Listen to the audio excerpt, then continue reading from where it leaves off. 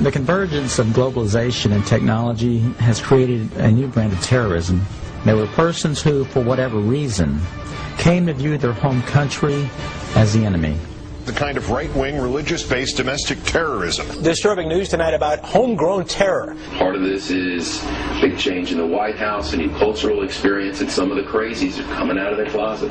Right now, it looks like there is no connection between the men arrested and any known terrorist cell. Homegrown. Homegrown, I should say. Now saying pro-lifers, people that believe in end-time prophecies, people that are opposed to the administration's position on immigration, those of us that are standing up for the sanctity of life and for the sanctity of marriage, all of those are now potential, and this is what they're saying, domestic terrorists. It's a terrorist next door that could be our bigger threat. They call people who believe in the sanctity of life, who believe in owning firearms, who believe in serving their country in the military and coming back, who are very concerned about the policies that this nation is embarking on, spending too much money, taxing too much. It's all listed right here.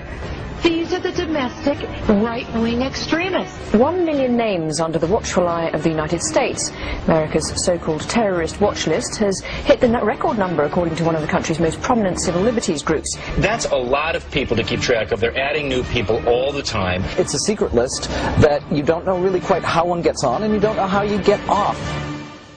In May 2007, President Bush signed a National Security Presidential Directive 51.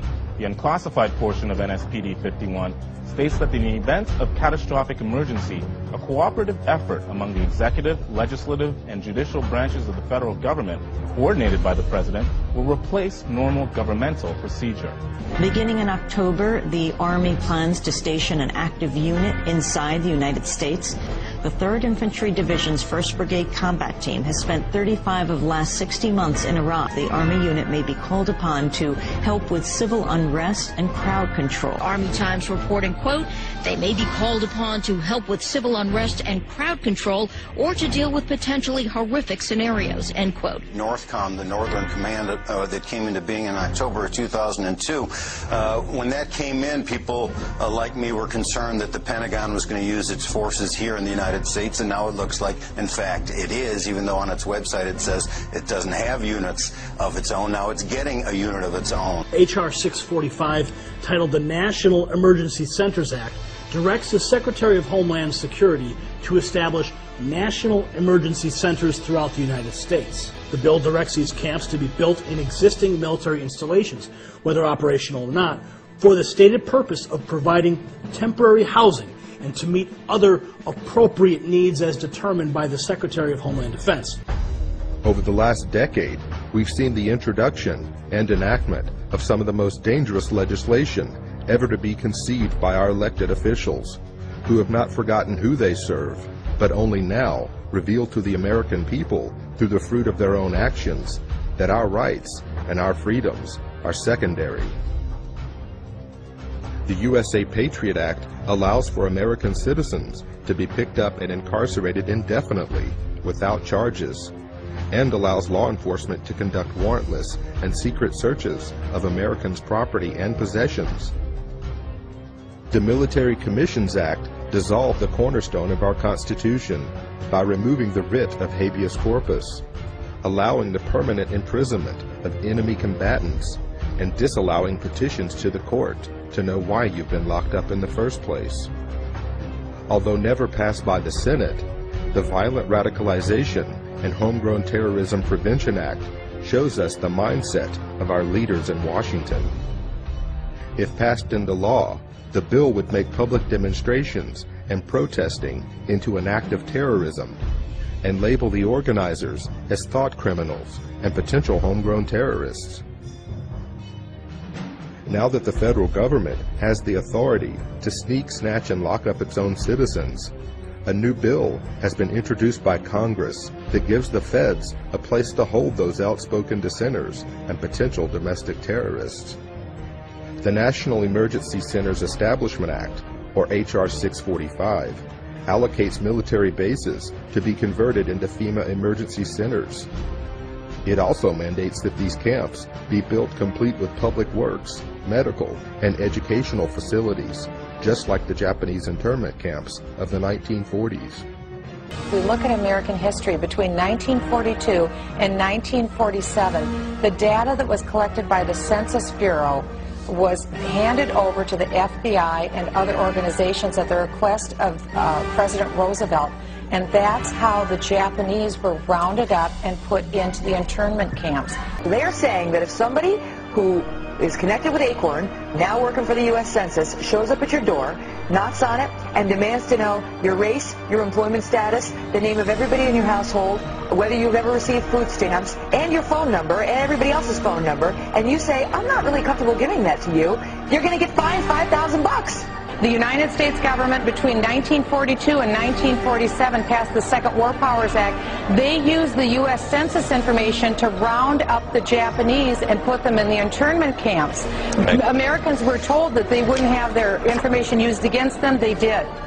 The government doesn't build things that are not needed or that there aren't contingency plans that say there's a reason for them. Also, it's been reported by WorldNet Daily that the Department of Homeland Security has already awarded nearly a $400 million contract to Halliburton to build some temporary detention centers on an as-needed basis.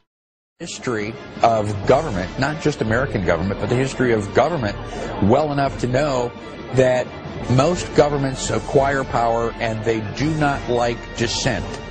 We are losing our freedoms in the United States. Most Americans do not realize that we have free speech zones in the United States. I mean, talk about an oxymoron. You know, all of the 50 states are a free speech zone. You're an American. That by definition creates a free speech zone. We have freedom of speech because we stand up and say what we think, not because the Founding Fathers ratified the First Amendment in 1791.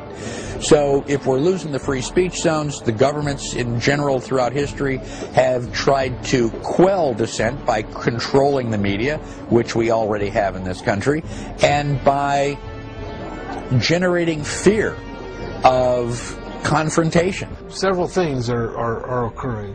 One is that our system of justice is being changed. We're shifting from equal justice, where every human being has certain unalienable rights to life, liberty, and property, etc., to a system of social justice where no one has any such right, but where people are judged based upon the group that they're part of.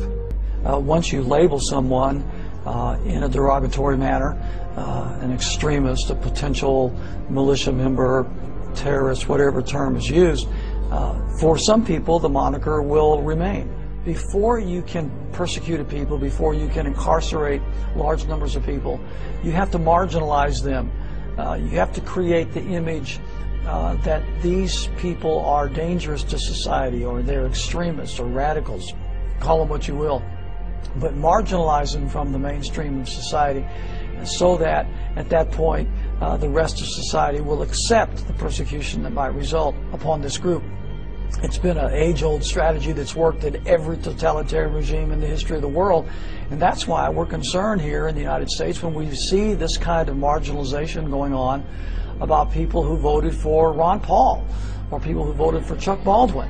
Why are they being marginalized? Why are they being singled out as a potential danger to society? And I think it's shades of the strategies and tactics of totalitarian regimes in history past, and that should never happen in this country. The people in Washington, D.C. haven't represented what was on the American people's minds for a long, long time. They are the most disassociated, discombobulated, disconnected people on this planet. And they necessarily had to do that for all the violations of the Constitution that they've done.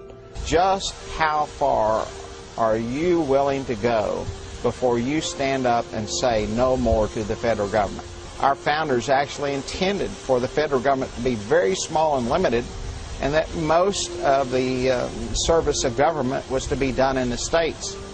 And so I think there's probably a growing conflict between states and the federal government. And I think there's some really good reason for the federal government to be concerned right now, because I think there are a lot of people in the United States that are beginning to say, where are we going to draw the line in the sand and say no more to the federal government?